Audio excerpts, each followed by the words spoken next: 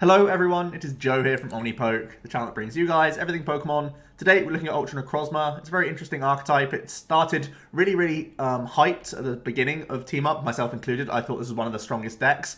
It's sort of fallen off the radar a little bit most recently, but thanks to an influx of control decks coming out from Denver, I think this might be a deck that some people turn to because we have good energy acceleration as well as a high counter physical switch and Guzmas, which gives you reasonable outs against the likes of Zoroark Control and just the other milling variants as well, because you have non-GX and GX threats that can deal with all of their different walling Pokemon.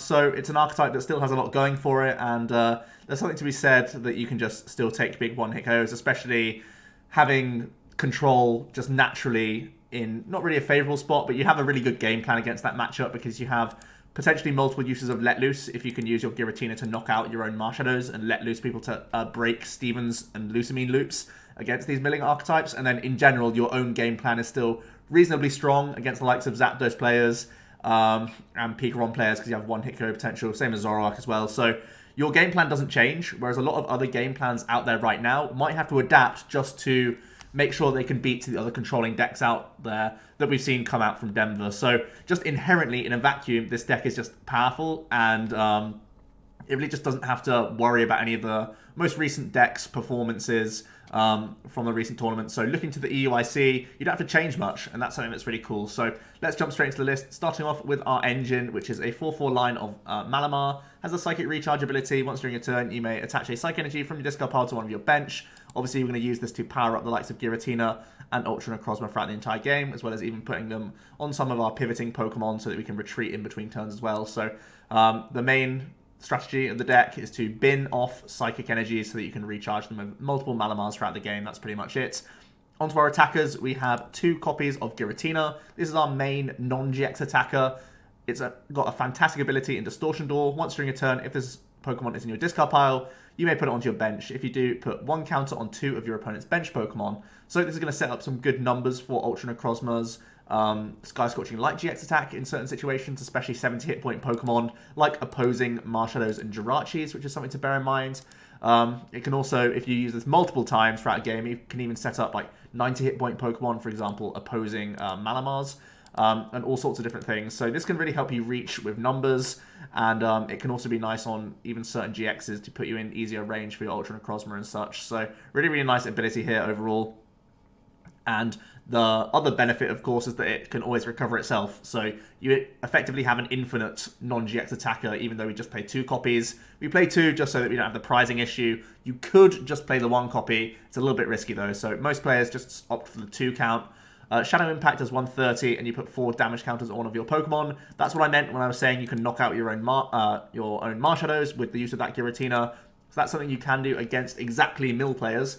But Shadow Impact in general usually is 4 damage counters. You can figure out whether your opponent's already hitting 130. You can just put it onto your own active. If they're not playing spread, you can just put them onto your own bench Pokemon, and it won't make too big of a difference, seeing as though Malamar only has 90 hit points anyway. It can oftentimes be in range, so you do have to be a little bit careful about spamming Shadow Impact. It can be a little bit disadvantageous at times, so picking the right spots for this 4 damage counters is definitely something you want to bear in mind. But 130 damage is enough to deal with other non-GXs, and it 2-shots the GXs, so that's always pretty good for you.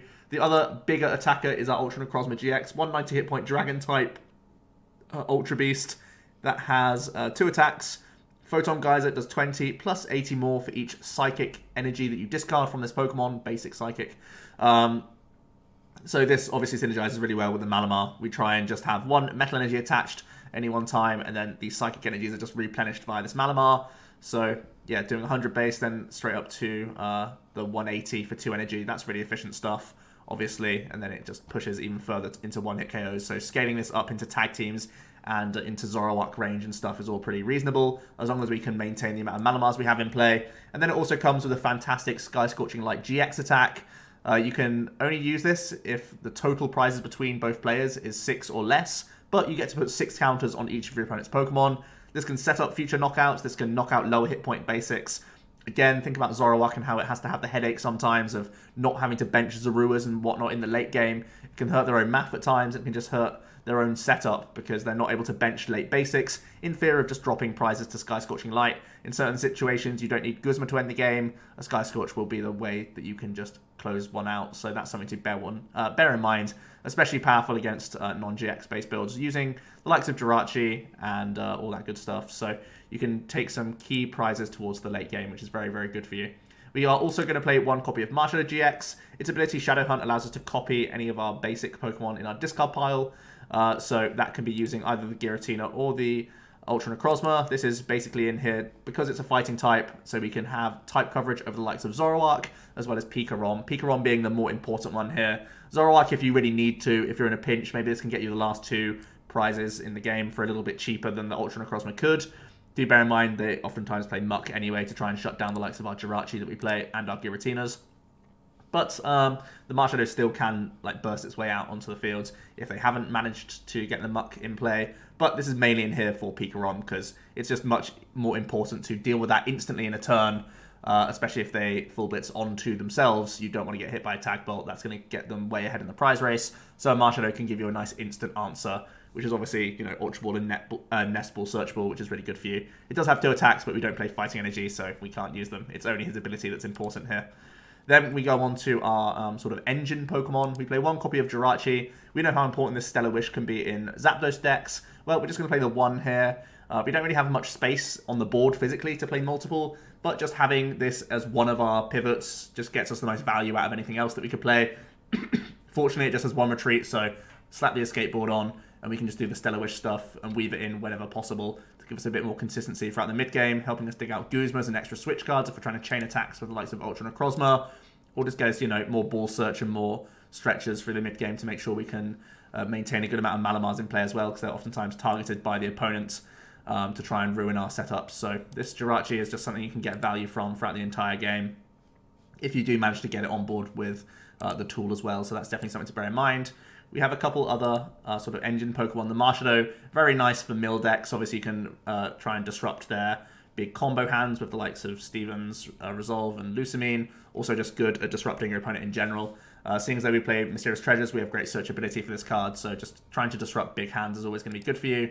And of course, we're going to play one Tapu Lele as well for Wonder Tag. I've been in and out of playing Lele in the list. Overall, my headache is with consistency, so I want to play a Lele, but that means we are playing a total of 4 GXs in the build, which is actually quite a high count when there's a lot of Zapdos going around. So if there's more Zapdos in your meta, you may think about cutting this Tapu Lele, because if you're reliant on it, it may just be, that 2 prizes that you never really want to put on the board. So that's one reason why Marshadow sort of trumps the Lele here, and that's one reason why we also play the Jirachi. So hopefully our ball search can be used for those cards. But in situations when you just want to Lily anyway turn 1, I like having the Lele fallback.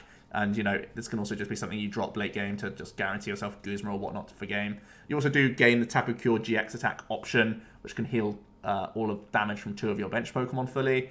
So if you are up against any spread shenanigan-based decks, or if you are able to tank hits against a Zoroark, for example, with Ultra Mallies, Ultra Necrozmas, maybe if you don't have a one-hit knockout and they've hit one of your Ultras for 120, you can just go into the Lele as your pivot and attach just 1 Psychic to it and then start charging up the benched Ultra, and then you just do the Tapu Cure and heal it. It can actually be really annoying for them, so something to bear in mind. Tapu Cure is a cool option against some spread stuff, and also in particular against Zoroark. If your Ultra is going to tank on board and it's taken a hit but can't respond to Zoroark, you can go for a Tapu Cure play, especially because Sky Scorching isn't all that valuable against Zoroark unless you're already pretty ahead, so bear that in mind. Onto the item cards now. It's basically all about just trying to get as many Malamars into play as possible, as well as your other attackers. Fortunately, we have 4 of Mysterious Treasure and Ultra Ball. These have great synergy with discarding Giratina's Psychic Energies and helping us find pretty much all of our Pokemon. The only things we can't search for the treasure is the Marshadow and the Jirachi itself. And then we have 3 copies of Nest Ball to go alongside that. Obviously, getting lots of Inkays down is important, but can also grab you things like your attackers and Jirachi in the early game as well. Couple copies of Stretcher because, Zapdos players are so good at gusting around stuff. Dealing with early Inkays is something they like to do for fun as much as possible.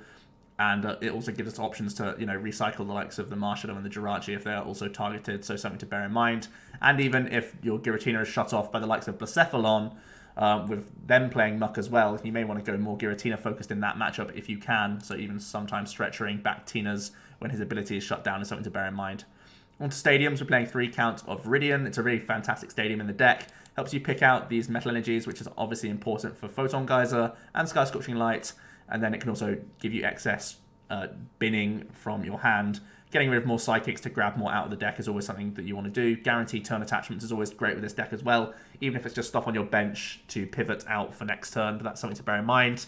And it just means that our lilies are stronger in the mid game because we can just thin extra cards that we don't need in hand just to draw an extra card here or there. So 3 copies of Viridian, always a really nice stadium, and it's a good count as well to just remove opposing stadiums as well, so something to bear in mind.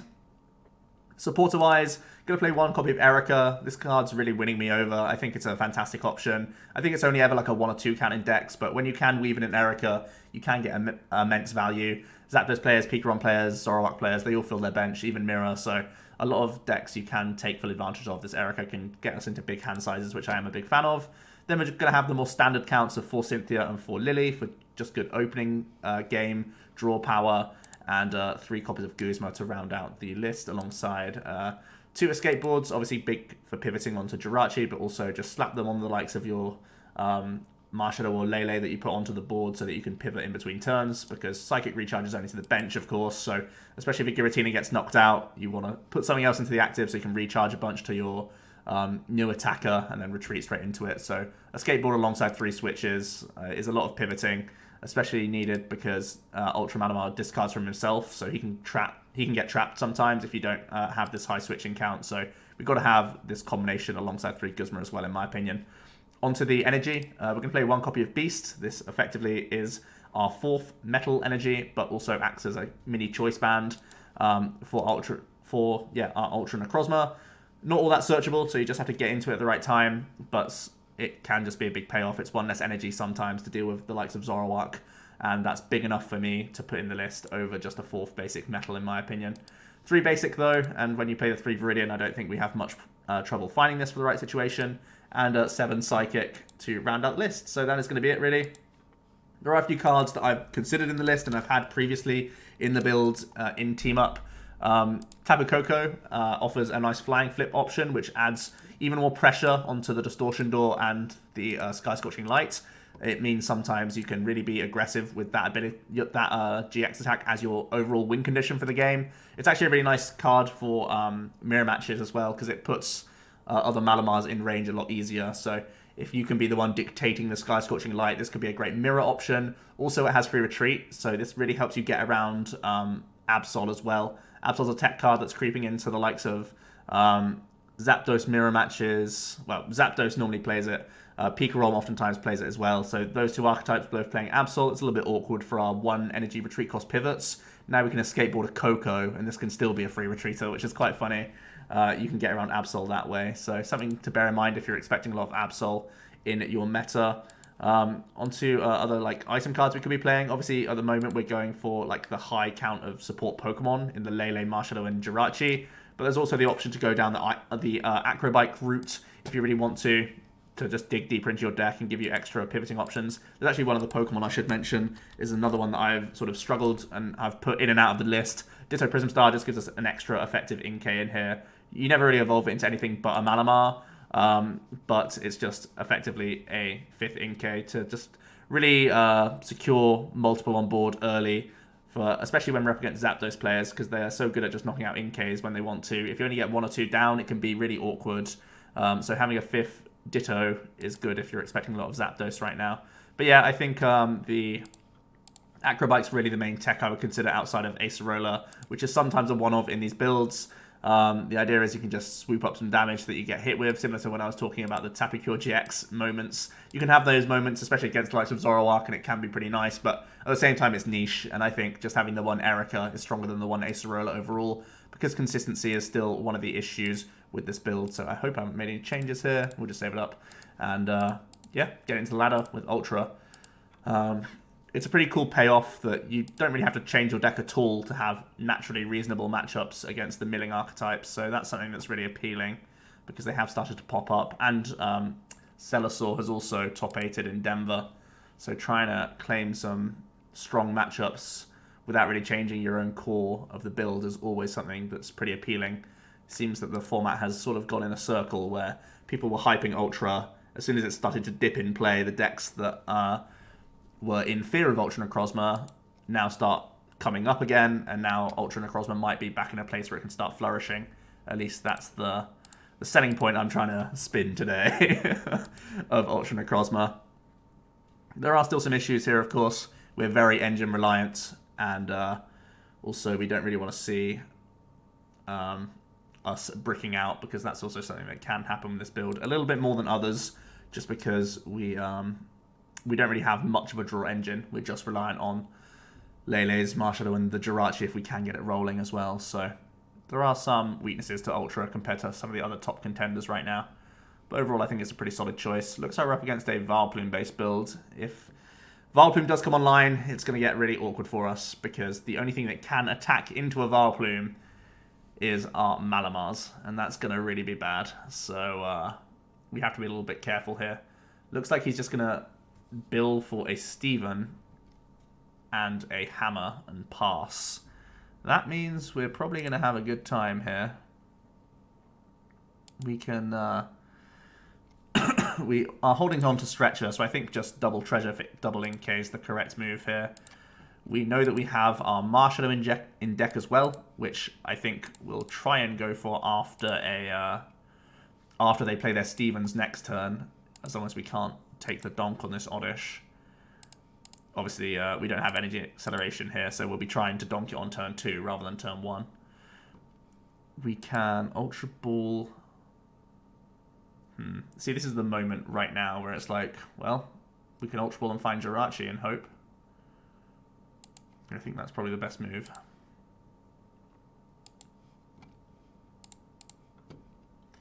We're already holding on to Stretcher for the Lele at the very least, so... You could have thought about using this Ultra Ball to find a Let Loose, but I think I prefer this route. I feel like it's stronger to Let Loose once they've played Steven next turn. Obviously, they're likely to play that Crushing Hammer, so we may as well attach the basic Psychic Energy. That feels like the right move. We'll Stellar Wish, hope to find a supporter card or a switching option. Both are good. I think we'll take the supporter out the gates so I can Stretcher for the Malamar. Yeah, that sounds more correct. Okay. Okay, and we'll pass it there. Obviously very scary if our opponent can pull off a Candy Plume combo. We did not have many attackers against the Vileplume. Surprising to still see it in circulation at the moment. I thought Vileplume was pretty much done. But, yep, just going to be that Crushing Hammer. It does fail, but they are still going to go for a Steven. We actually, surprisingly, would have preferred this to land on us, because we're going to have to find a way to discard our own Psychic Energy now.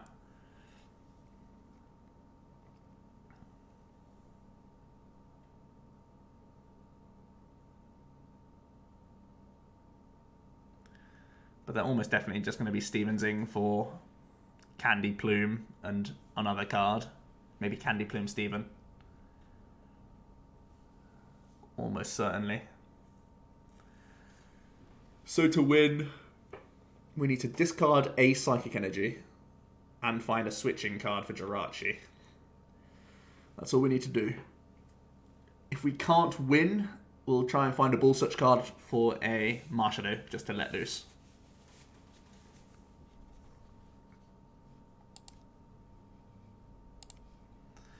So those are our two plans. Either win or completely wreck their hand.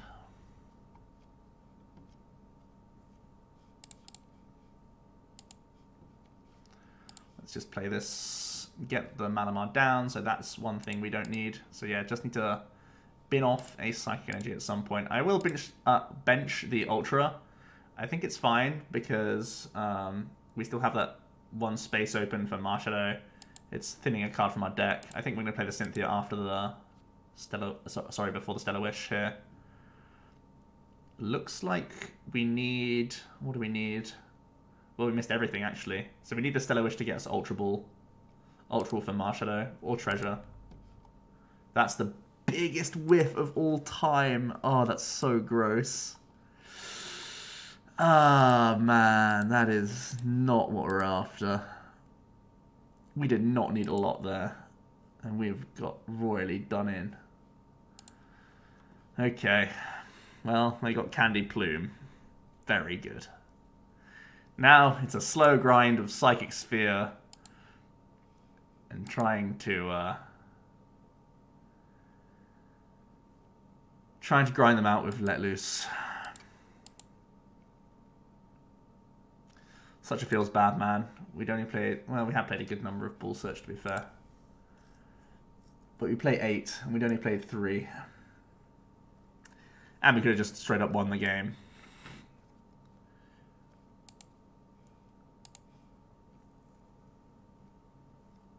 But, sure.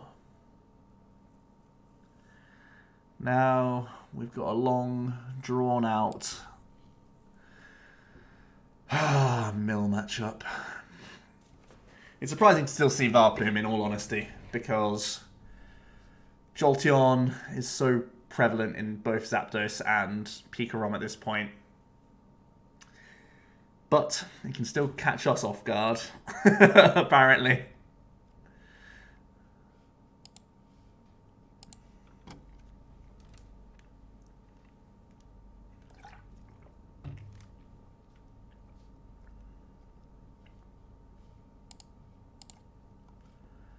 There's the treasure.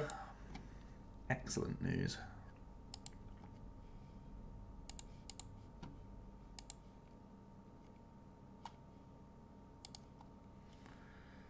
What's he going to try and accumulate at this point?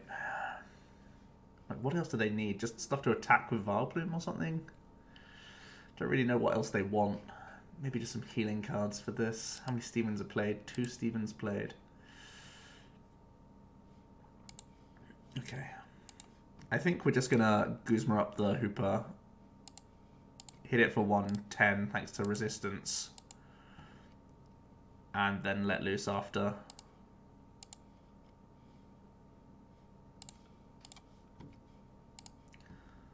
Trying to set up 2 shots is never ideal against a deck with this much healing. But I think it's what we've got to do here. And build towards more Mallies as well at the same time.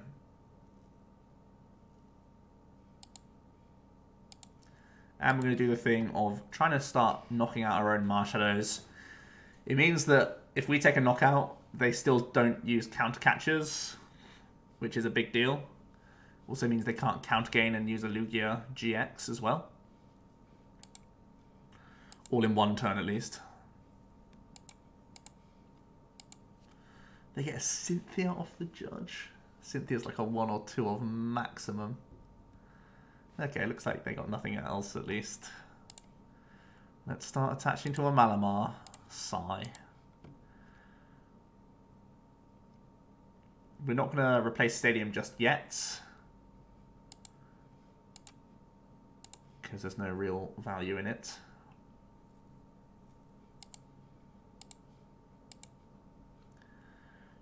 We are going to continue to knock out our Marshadow. We've already played 1 Rescue Stretcher, so do bear that in mind. We can only recycle this Let Loose once. So timing that is going to be integral.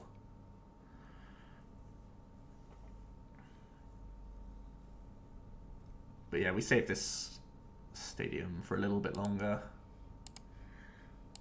We have to try and win this Stadium war for as long as possible. Just going to say Lucamine. Lucamine for Steven. Yeah, okay.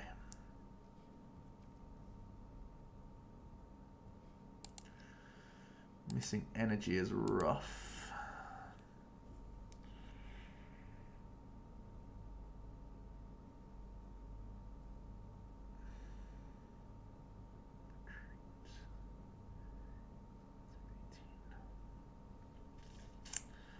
Thinking if I want to retreat here and Guzma knock out this, because they're limited to Steven next turn, I imagine. Unless they do, well, they could still have a Pokemon, but we want to try and rush them as quickly as possible.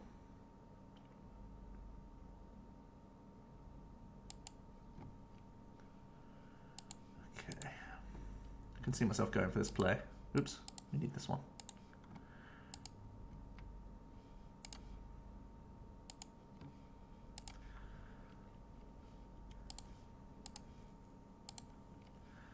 So we're going to pay retreat out of our Tina.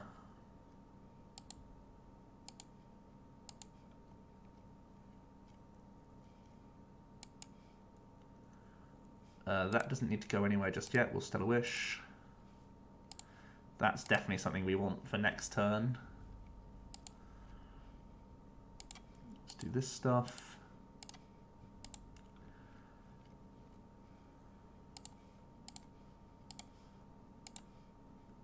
8, 16, 17, 18.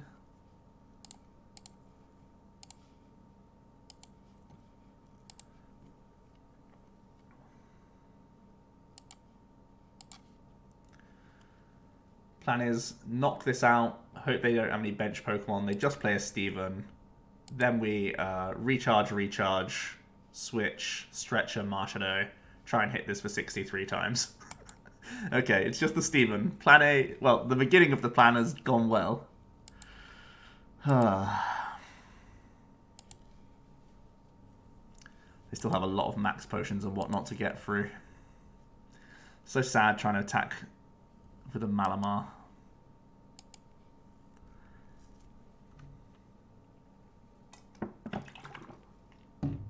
Many parts about this is sad.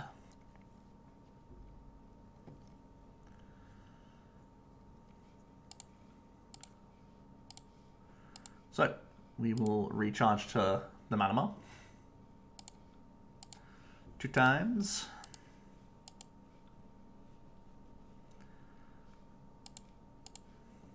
Switch.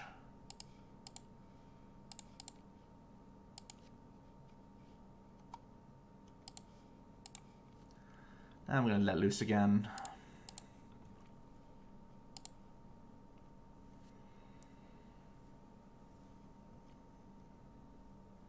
Erika's not ideal in this matchup, but it's a good hand. I feel like we're still going to do this.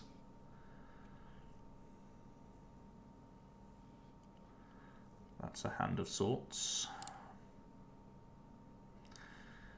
How many in our discard pile? 1. I feel like we can get 1 more in there.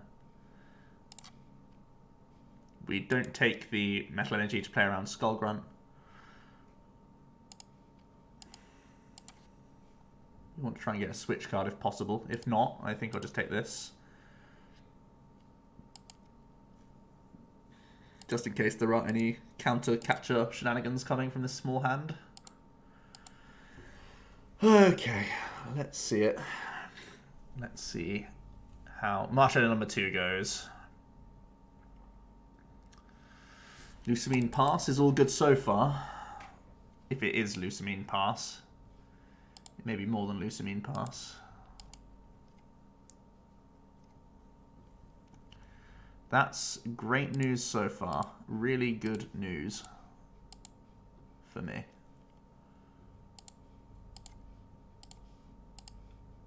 We're going to keep setting off both attackers just in case they do bench any more Hoopers or Regigigas, and we'll attack once more. Hope that they don't top deck a basic and they just have to Stevens and lose. Well, Max Potion Stevens still good here, unfortunately. They can Steven for a lot of good stuff now. Not enough. Not enough.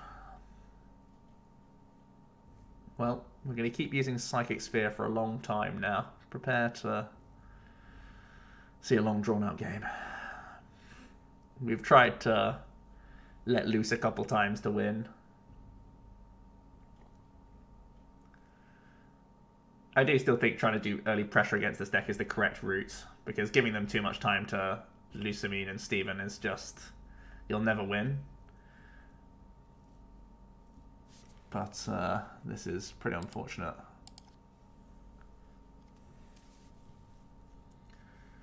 The main unfortunate event was missing both a knockout turn 2 and a let loose.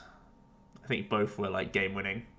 As long as we let loose them out of Vileplume, even if they had loads of basics, we can get through that easily. It's just a Vileplume that we can't get through.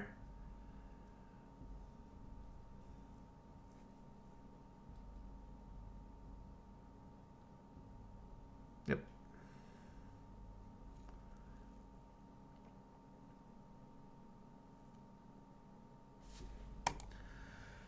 Okie dokie.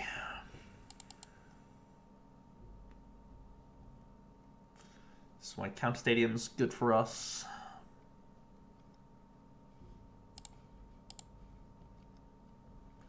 Means we can preserve this switch.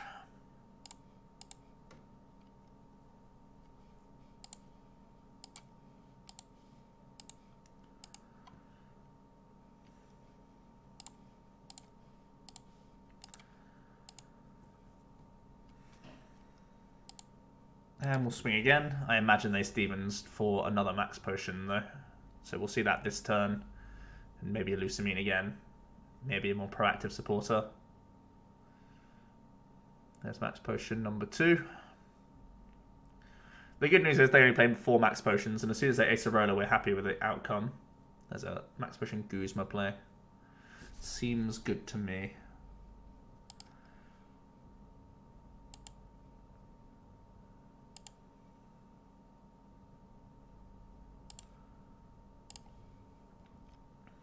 Let's do this. Let's do this. To ourselves. And let's hit for 60. I wonder if they Stevens for 3 max potions. Maybe there's a Bill's analysis in there as well somewhere. Because Lucamining back another Guzma here is too risky for them, in my opinion. Depends how many potions they took. Yeah, Bill's analysis seems like a good supporter choice this turn. Really good supporter choice. Well, there's your answer. They didn't take multiple max potions, but boy did they find them. That's max potion 3 and 4 right there. In the top 7. Very good.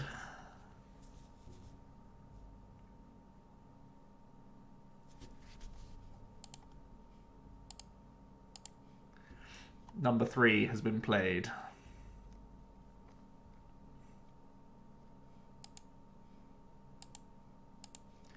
And Lucamine, again, probably for that Guzma.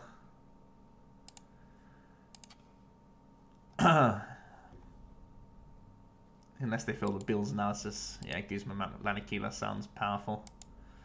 Makes Marshadow a 2 retreater.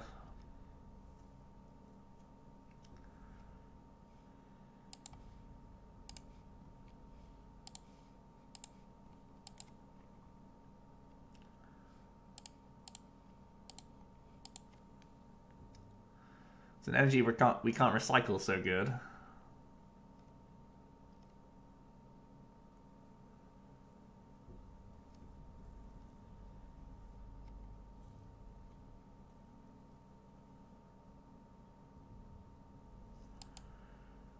Plumeria. Okay.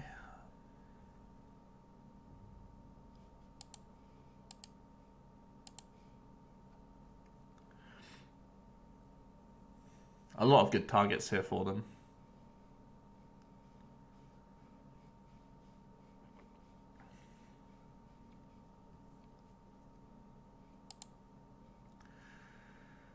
And then they just play Max Potion and Guzma. And slow clap their way to victory. Feels so bad, man.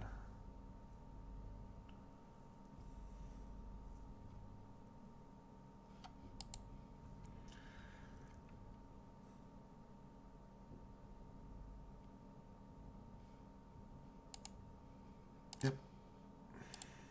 Wait, we have a stadium in deck, right? Yeah. We have a stadium to dig for, but they can just lose to me and Guzma again, and I mean, they win.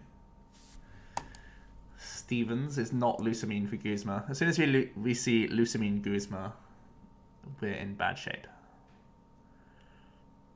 So we need to try and find stadium very quickly.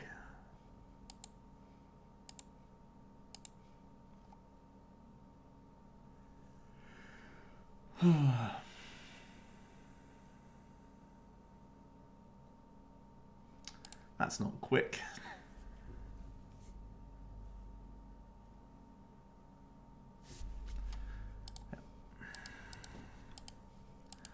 Okay. Sure. I mean, I still feel like we're favored. I think we're favored even against Plume Build, to be honest. But we just had a series of unfortunate events. Let's call it that, shall we?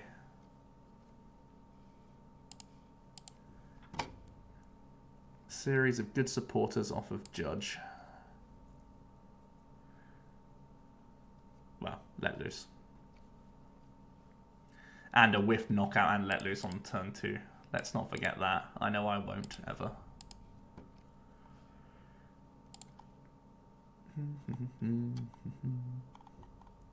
So we're up against a Zapdos build, so getting down as many Inkays as possible, definitely a priority.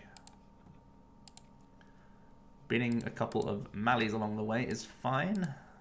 We have 3 of them. We only have 2 Inkays in deck, which really does hurt. Remember when I was saying that Ditto would be helpful? And here's when. Well, at least we were able to draw into both. That's pretty nice. Get a manual attachment. I think it's fine, even though it's on the active. Like, the only way they're taking a knockout is with big combo plays. We'll save this Ball Search for Mally's next turn.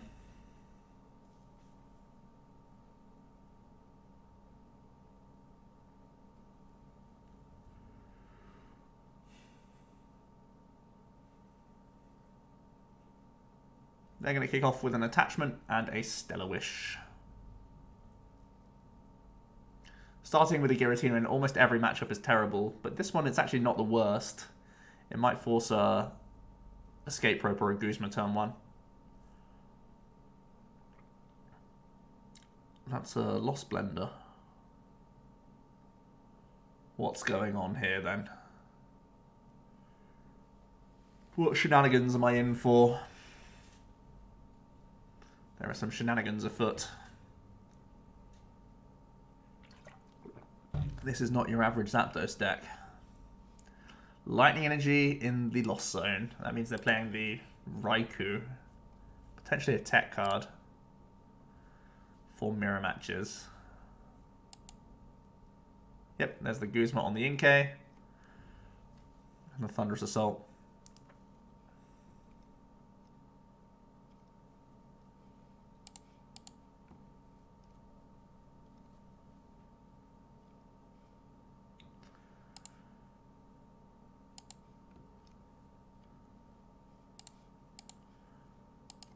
I'm going to shuffle these both back in, just because we have so much Ball Search in our hand right now.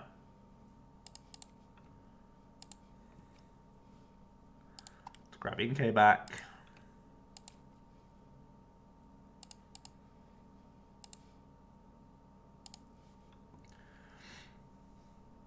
We're going to Cynthia.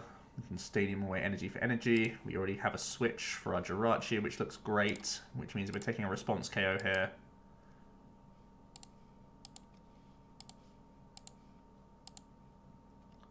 Leaving our opponent with a pretty low hand size. But they still have Stellar Wish to fall back on, of course. Now, nest balling and not taking an Inkay tells him exactly that 2 Inkays are prized. Like every time. So, do we ever do this? Do we ever do this thing? Even taking an Ultra Ball tells him that we have prized 2 Inkays, in my humble opinion. Will that information help us? Their hand doesn't look great for getting a Guzma, but at the same time, there's Viridian Forest. A simple Stellar Wish into like a Guzma or Stretcher. They could be holding on to any one of those. Could be an easy choice for an Inkay. I think I just begrudgingly take this Nest Ball and not play it this turn. It feels so bad, man, telling them that we've prized 2 Inkays, but something we have to do. No sign of Jolteon, and because they're playing Blender, I'm going to make the bet they're not playing Jolteon. Typically, putting damage on your own Jirachi against Zapdos is awful. But that Blender just throws me off, man. Blender tells me they probably don't have space for the Jolteon as well. Inkay? 33%?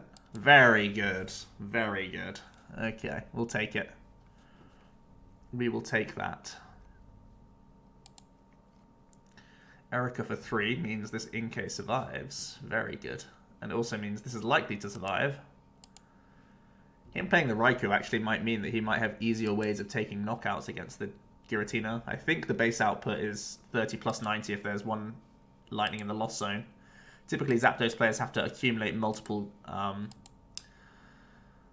whatchamacallums, Electro powers to knock out Giratinas. We do see that Rescue Stretcher. There's the rope. Wow, they rope. Okay.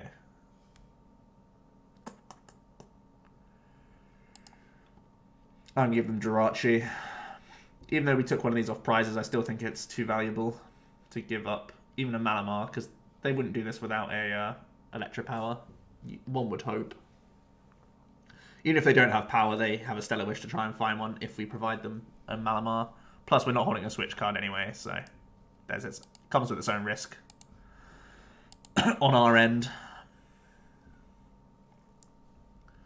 For now, it's about keeping up with the Zapdos player, because they have 2 Jirachis on board, which is great for us, because we know that later down the line we can Distortion Door and GX attack to get that prize ahead that we need to be.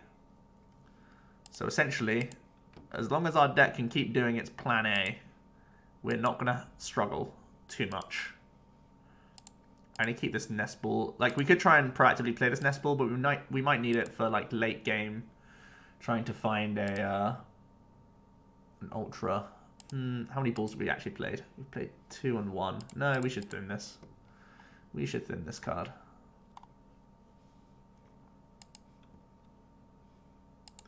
Always have to think about when and when not to thin with this deck, because it, again, has no inherent draw engine that you can just get your hand stuck sometimes. And you really don't want that to be the case. That's the one thing you don't want from this deck, just getting yourself stuck. Stretcher for Jirachi is interesting, but this Inkay is all we have. Like, it's our last Inkay, so I think we attach to it just for a pivot, so that we can Shadow Impact. Again, I'm hedging. There's no Jolteon, I think, here. The upside of putting it on one of our Mallies is that this could end up evolving and becoming a pivot with 2 energies on, or with an Escape Board anyway. Yeah, okay. There's also some upside to putting it on our active, because we don't mind recycling the Giratina. It can almost bait the Giratina. But when our pivot is an Inkay anyway, I feel like just keeping the Giratina healthy and force them to have Guzmas every turn prevents them from drawing a lot of cards. So far, they've just been able to literally just recycle a Zapdos every turn. We're trying to keep them honest and make them have the goods every turn. There might be a turn where they crack.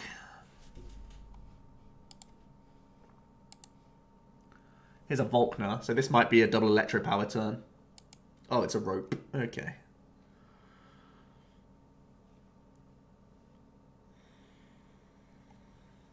Stellar Wish.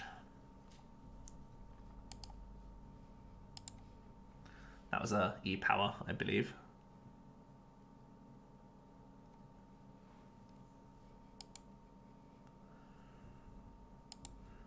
There you can Stellar Wish again for a switch this time.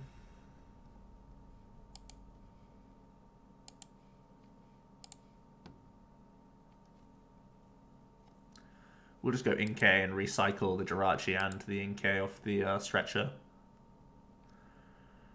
I think we also recycle the Mally as well. I can Viridian it away. Or I could treasure away the Mally just to find a Tina. Just to then Viridian the Tina away. I think that's actually the best option. Yeah, that's the best option.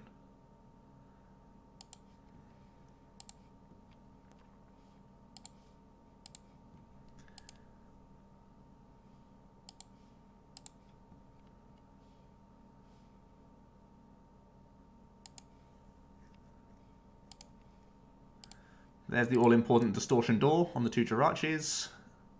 You only need to do it once, but it's good enough. We can double recharge now. And effectively, we only need to keep 1 Malamar on board for the rest of the game. Because we only need to Psychic Recharge once and manually attach a Metal Energy. That's all we need to do for our Ultra to close.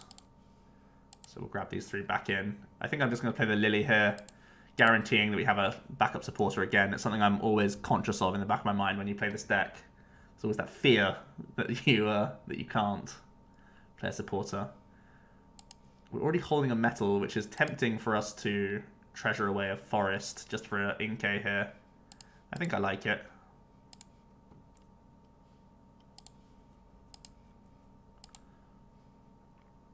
I think I like it.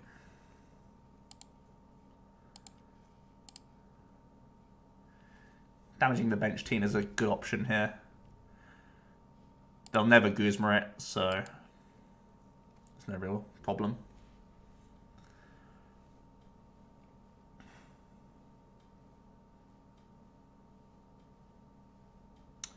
See another Nest Ball. So far we've just seen a Zapdos army. We've seen that one crazy blender.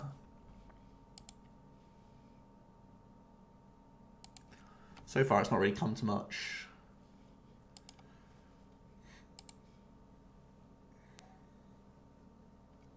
Here comes a Tapu Koko Prism. They're also going to Stretcher a Zapdos.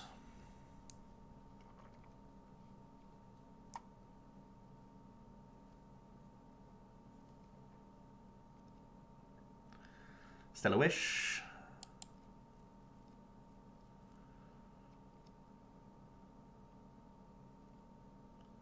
Currently it's down to them to disrupt our hand, because we literally need to announce Shadow Impact, then do our stuff and just win. Those are the things that just need to happen. And we should be chilling. If they Ultra Ball for a Tapu Koko GX here,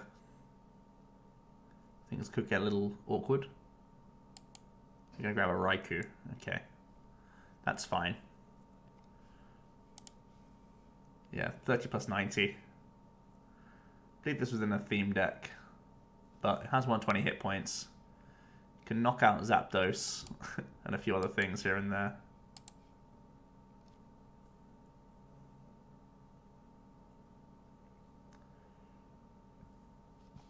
They have the stadium.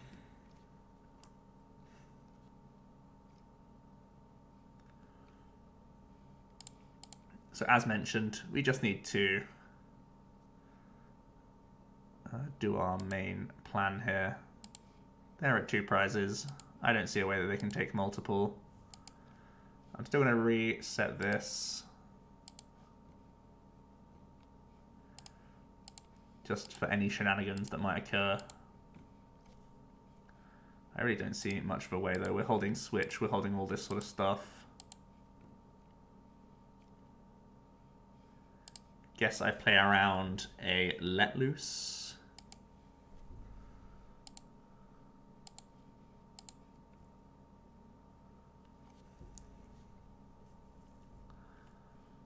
But essentially, when Zapdos puts down 2 Jirachi, as long as you can keep up with them relatively well, it's not going to be a problem.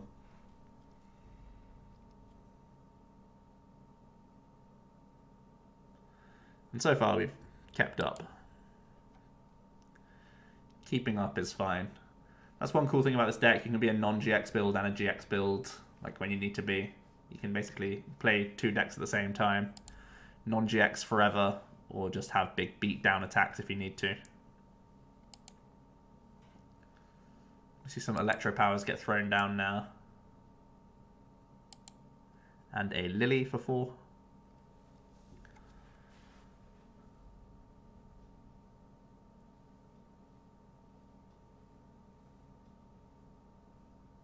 Another Raikou comes down.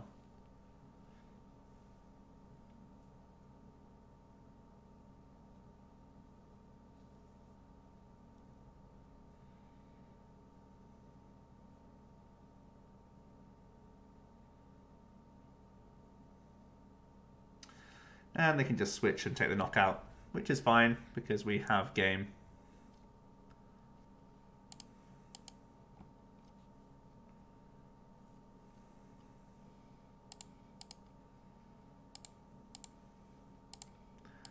And we've been holding it for a long time.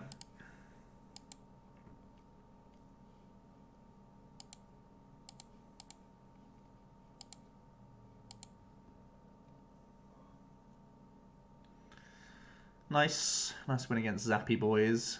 It's good to know that we can beat it without the need of a Tapu Koko. Obviously, them putting down double Jirachi, sometimes it's something they have to do just to get around the Giratinas. Obviously, we started with one. Actually, they may have just led double Jirachi to begin the game. I actually can't remember that.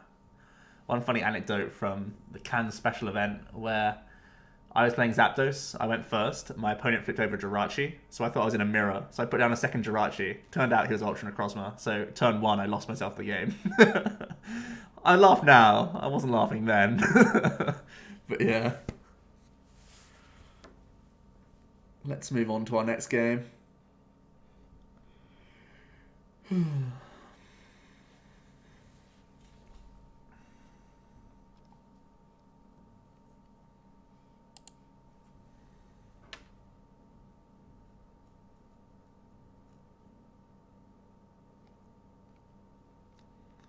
It's another big Giratina start. Looks like Marshadow is our only play, which is a bit worrying.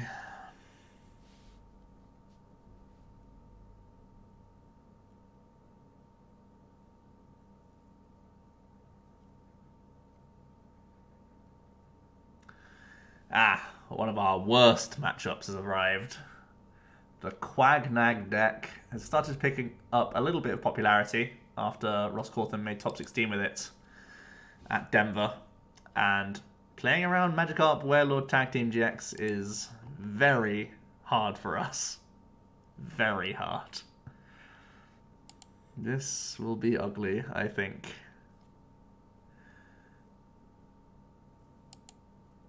Good thing we have this. Obviously he has that. So, yeah.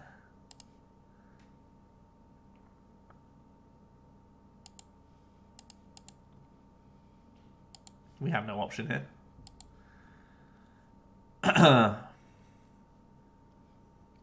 Well, that's as good a hand I could hope for, actually. If Lele's in here, especially. Insane let loose. Insane. I'd be over the moon if we were up against any other matchup, but I feel like we need a lot of help from them just not getting their plan A going if we're going to win this matchup. It's impossible for us to maintain our strategy without putting down Malamars. So it really sucks that they all just get wiped out at once with the Warlord. We even had to bench this, which is equally poor. I'm going to switch into this Marshadow and just pass. They have a one-off judge in their list, and I want to get this on the bench to recharge to it for next turn. And even getting damage on this Tina, even if they don't knock it out, we could... like, obviously they could knock it out with the help of Aqua Patches and whatnot. And Nagas. So we're playing around that a little bit. We don't really mind if this prize gets taken away from us, because it'll be a free prize for the Magikarp Warlord anyway, later on.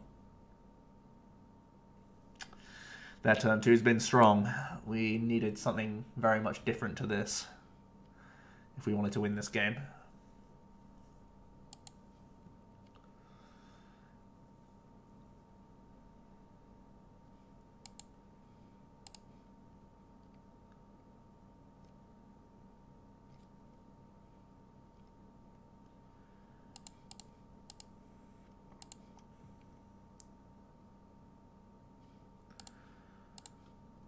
Do this. So we have switch. We have 4 outs.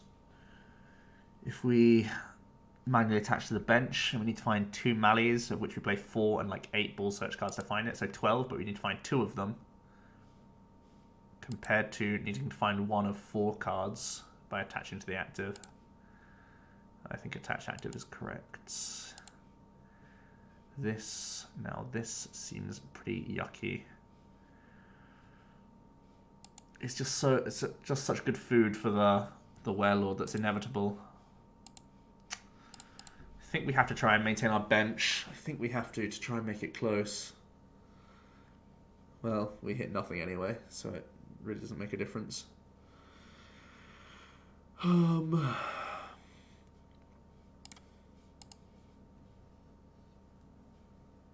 Yep. That's that then. The matchup is awful at the best of times. But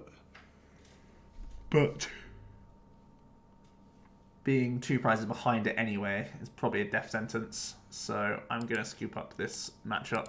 Just know, take my word for it, it's a horrible matchup. If anyone flips a Wooper up against you, you know you're in bad shape.